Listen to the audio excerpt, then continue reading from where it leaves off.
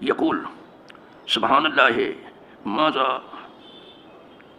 انزل لیلۃ من الخزائن وماذا انزل من الفتن من یوقظ صواحب الحجرات یرید ازواجہ لکی یصلین رب کاسیۃ فی الدنیا عاریۃ فی الآخرہ رواہ البخاری۔ یہ بخاری شریف کی حدیث ہے، راوی ہیں حدیث پاک کی ام المومنین ام سلمہ رضی اللہ عنہ۔ حضور کی جتنی خواتین تھیں سب بہت غیور تھیں اور بہت صحیح تھیں، حسن و جمال میں تو یکتا تھی ہی وہ لوگ سب، لیکن اپنی ذہانت میں اور اپنی پارسائی میں ان کا کوئی جواب نہیں تھا۔ ام سلمہ اس میں سے ایک بہت صحیح تھی اور بہت غیور تھی۔ کہتی ہیں کہ ایک رات حضور صلی اللہ علیہ وسلم سوتے سوتے بیدار ہوئے، بہت گھبرائے ہوئے، آرام کر رہے تھے، سو رہے تھے، سوتے سوتے اٹھے اور گھبرائے ہوئے اٹھے۔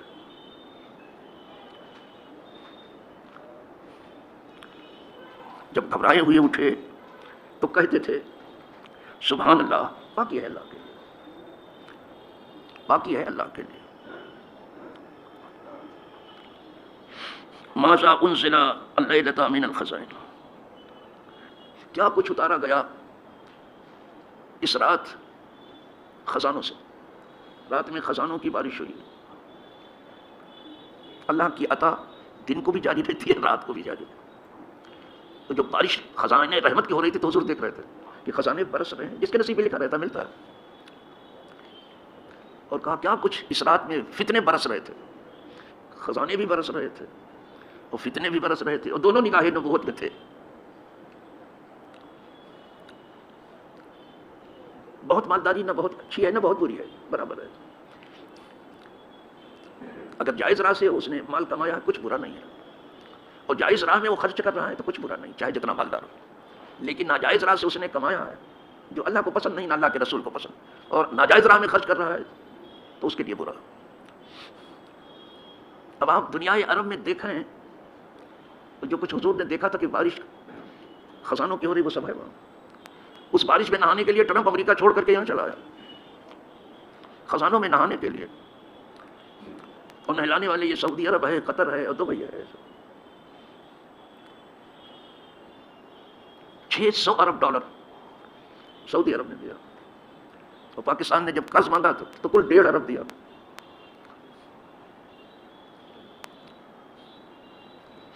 قطر نے 12 ارب ڈالر دیا، دبئی نے 14 ارب ڈالر دیا، خوب نہلایا۔ وہ آیا تھا خراج ہی وصول کرنے کے لیے کہ ہماری سرمایہ داری کا راز جو ہے اسی میں ہے کہ ہم کو ان لوگوں سے خراج ملتا رہتا ہے، ٹیکس ملتا رہتا ہے، اور اس دولت کی بارش میں میں نہ آتا ہوں، ٹھیک ہے لے جاؤ، لیکن اسی پیسے سے وہ اسلحہ بناتے ہیں اور ان کے بھائیوں کو مارتے ہیں۔ اس لیے کبھی میں نے کہا تھا کہ میاں کی جوتی اور میاں کا سر، تو آپ کے سمجھ میں نہیں آیا۔ وہ آج اربوں کے پیسے سے اربوں کو ذبح کر رہے ہیں، اور یہ عرب کے حکمراں یہ فلسطین کو بیچ چکے ہیں سامراجیوں سے، انہیں قوتوں کے ہاتھ، صرف اپنے اقتدار کو باقی رکھنے کے لیے۔ نہ ان کے اندر غیرت اسلامی ہے نہ غیرت انسانی ہے، کچھ نہیں۔ انہوں نے عیش و نشاط کو قبول کر لیا، انہیں اپنے اقتدار سے غرض ہے، بقیہ ان کے نزدیک کوئی کچھ نہیں ہے۔ تو یہ خزانوں کی جو بارش ہوئی اس سے انہوں نے صرف عیش و نشاط کا کام کیا، کچھ امت کا کام نہیں کر سکے۔ تو وہ فتنے بھی دیکھ رہے تھے حضور جو برس رہے ہیں۔ تو یہ نہ کہا جائے کہ فلسطین کے قاتل صرف سامراجی اور صہیونی قوتیں ہیں، خود سلاطین اور شیوخ عرب ہیں یہ قاتل فلسطین کے، کوئی سوچ نہیں سکتا تھا۔ زبانی جمع خرچ کے سوا ان کے پاس کچھ نہیں، وہ بھی اپنی عوام کو خوش کرنے کے لیے کہ عوام ناراض نہ، عوام بیچاری کیا کرے گی؟ عوام کا حال یہ ہے کہ عوام کو خوش کرنے کے لیے یہ حکمراں عوام ہی کی قربانی پیش کرتے ہیں، اور پھر عوام واہ واہ کرتی ہے۔ یہ پوری دنیا کا دستور ہے، عوام کو خوش کرنے کے لیے عوام ہی کی قربانی پیش کرتے ہیں، اور پھر وہ واہ واہ کیا کہنا واہ واہ۔ یہ بالکل سرکار وہ فتنے دیکھ رہے تھے۔ ویسے جو طریقہ کار انہوں نے اختیار کیا ہے، ایک دن ان کو لے کے ڈوبے گا وہ، حدیث پاک میں وہ بھی ہے، ویل للعرب، تباہی اور بربادی ہے جہنم کی بدترین وادی عرب حکمرانوں کے لیے، من شر قد اقترب، ایسا شر، ایسا فتنہ جو ان کے قریب آ لگا ہے، زیادہ دن چلیں گے نہیں، یاشین کو زیادہ دن جو ہے زندگی نہیں دے گی، ڈوب گئے ہیں۔ اور وہی دیکھ کے کتنے مالدار لوگ بھی ڈوب گئے سر، انہیں کو دیکھ کر انہیں کو نمونہ بنایا۔ انا للہ، تو حضور اس لیے گھبرائے ہوئے اٹھے، سوتے سوتے گھبرائے، اس لیے کہ دیکھ رہے تھے خزانے برس رہے ہیں اور فتنے برس رہے ہیں، انبیاء سب دیکھتے ہیں، سب کی بارش ہوتی ہے باقاعدہ۔ پھر سنیے آگے جو ام سلمہ بیان فرما رہے ہیں،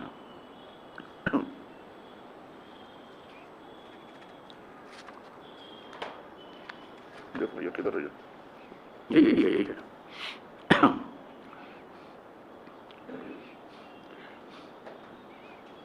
اب اس کے بعد حضور نے فرمایا من یوقظ صواحب الحجرات، کون بیدار کرے گا، کون جگائے گا ان حجرے میں رہنے والی خواتین کو، کون جگانے جائے گا رات کے وقت میں؟ یجید ازواجہ، اب یہ کہتے ہیں کہ حضور اس سے مراد دیتے تھے اپنی خواتین کے لیے کہ یہ حجرے میں رہنے میں کون جگانے جائے گا، کون بیدار کرنے جائے گا، تو وہ تو بیدار ہو جاتی تھی کسی طرح سے، لیکن اور حجرے میں رہنے والیوں کا حال نہ پوچھو، وہ تو بیدار ہو جاتی تھی، دیکھتی تھی حضور برابر بیدار ہوتے تو بیدار ہو جاتی تھی، لیکن حضور نے وہ موقع نہیں دیا کہ حضور اپنی ازواج مطہرات کو کچھ نہیں کہتے، صرف ہم ہی کو کہتے، ایسا نہیں کہا۔ صواحب الحجرات سے کہا مراد دیا اپنی خواتین، وہ اٹھتی تھیں حجرے والی، لیکن یہ انداز بیان ہے، ورنہ میں آپ لوگوں کو کچھ کہوں اپنے گھر کی پرواہ نہ کروں تو پھر کہیں گے صاحب یہ ہم کو حکم دیا جاتا ہے، آپ کو یہ بتایا جاتا وہ، اور خود کے لیے کوئی بات نہیں کی جاتی، ایسا نہیں ہے۔ تو کہا مراد لیا اپنی خواتین کو کہ کون ان کو بیدار کرے گا کہ رات کو اٹھ کے کچھ پڑھے، لِكَيْ لَا يُصَلِّينَ، تاکہ رات کو کچھ اٹھیں اور کچھ نماز پڑھ لیں، کون ان حجرے والیوں کو بیدار کرے گا؟ اس کے بعد حضور نے فرمایا رُبَّ قَاسِيَةٍ فِي الدُّنْيَا عَارِيَةٌ فِي الْآخِرَةِ، بہت سی کپڑا پہننے والیاں، بہت بناؤ سنگار کرنے والیاں آخرت میں ننگی ہوں گی۔ آج بات سنیں، کپڑا اصل میں جو انسان پہنتا ہے، یہی مخلوق ہے جو کپڑا پہنتی ہے، دو چیزوں کے لیے، ایک تو تن ڈھکنے کے لیے اور شرمگاہ کی حفاظت کے لیے، دوسرے تجمل کے لیے کہ آدمی اچھا دکھائی دے۔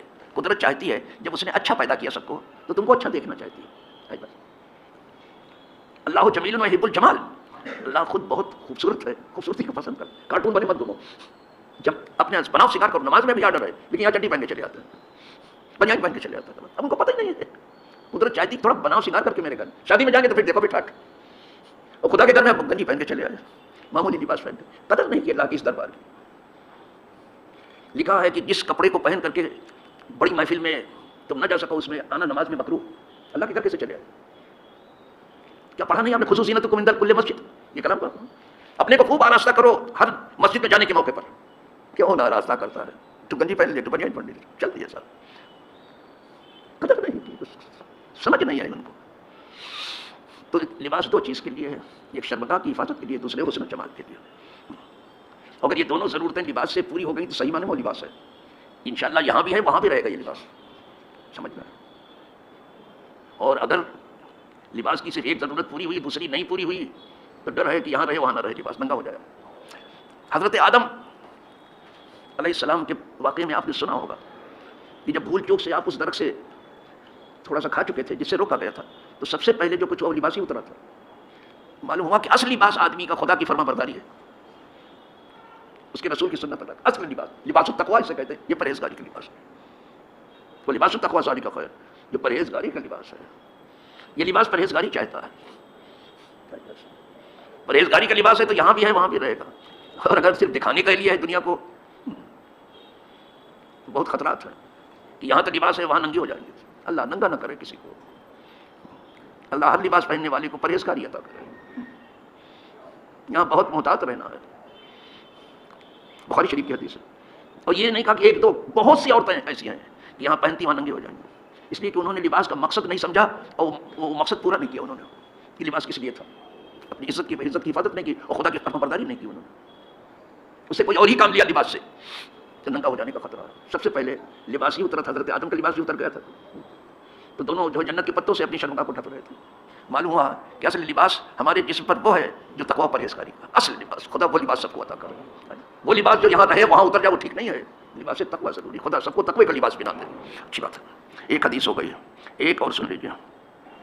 وعن ابی ہریرہ قال قال رسول اللہ صلی اللہ علیہ وسلم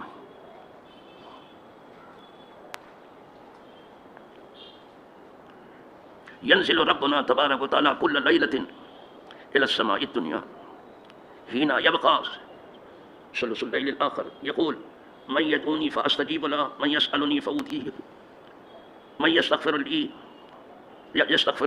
فأغفر. متفق علیہ. یہ بخاری مسلم دونوں میں ہے حدیث. جناب ہریرہ کہتے ہیں کہ فرمایا رسول اللہ صلی اللہ علیہ وسلم کہ ہمارا رب جو ہے جو برکت والا ہے وہ بہت بلند ہے. ہر رات کو نزول فرماتا ہے. یہ صفت ہے اس کی. آسمانی دنیا پر پہلے آسمان پر ہر رات کو, صرف شعبان کی نہیں, ہر رات کو.